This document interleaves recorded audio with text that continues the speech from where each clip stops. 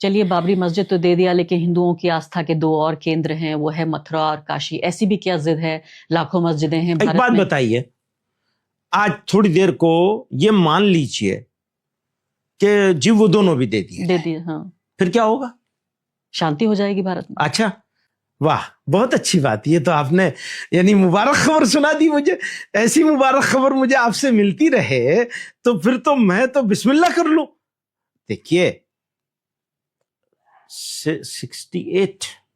1968 या 71, थोड़ा सा कंफ्यूजन है मुझे डेट के बारे में।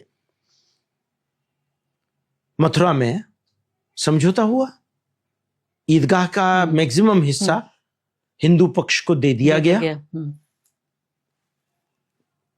और उस समझौते को हाई कोर्ट ने कंफर्म किया, क्योंकि केस चल रहा था हाई कोर्ट में। दो पक्ष थे, मुसलमान थे, हिंदू थे। श्री कृष्ण जन्मभूमि थी, डायरेक्ट, इनडायरेक्ट कोई नहीं था। श्री कृष्ण जन्मभूमि देवस्थानम या क्या उसका पूरा संस्था का नाम है, पार्टी थे वो। हाँ। वो पार्टी थे। दो पार्टियां थी, दोनों पार्टियों के बीच में लोकल लेवल पर एक एग्रीमेंट हुआ। उस एग्रीमेंट को कोर्ट से कंफर्म करा लिया गया। झगड़ा फिर भी नहीं खत्म हुआ।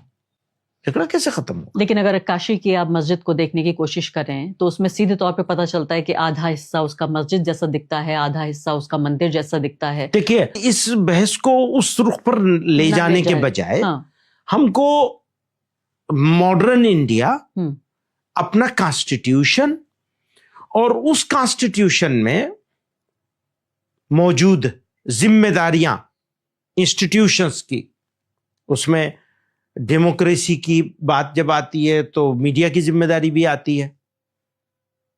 तो यानी आपके ऊपर भी जिम्मेदारी आती है, सोसाइटी के ऊपर भी जिम्मेदारी आती है, जुडिशरी के ऊपर भी जिम्मेदारी आती है, और आप कह रहे हैं कि मॉडर्न इंडिया मॉडर्न रूल्स और मॉडर्न कानून के हिसाब से चलना चाहिए। लेकिन अगर आरएसएस आपको ये लिख के दे दे कि भाई आपने हमें, अयोध्या तो हमें मिल गया है, मथुरा आज आरएसएस ये कहती है कि भाई हम ये काम नहीं कर रहे हैं, वो कह रहे हैं मथुरा काशी भी हम आप पे दे दें तो फिर हमेशा के लिए शांति आ जाएगी, आप तैयार हो जाएंगे? नहीं नहीं, हम नहीं तैयार। हम कौन होते हैं तैयार होने वाले? ये भी एक मौजू है। लेकिन आप सबसे बड़ी तंजीम। नहीं, तंजीम होने से क्या होता? वही आरएसएस भी कहती है जो मैं कह रहा हूं। तो फिर दोनों के बीच मुआयदा हो जाए? नहीं, मुआयदा होने से कुछ नहीं होता। दो लोगों के बीच में, ये दो ऑर्गेनाइजेशन के बीच में, मैंने आपको बताया ना कि मथुरा में क्या हुआ, उसके बावजूद भी जिंदा है मथुरा। तो इन पे यकीन नहीं किया जा सकता? नहीं, हालात पर यकीन नहीं किया जा सकता। 10 साल के बाद कुछ और लोग खड़े होंगे, कुछ और बात करने लगेंगे, तो क्या करेंगे हम?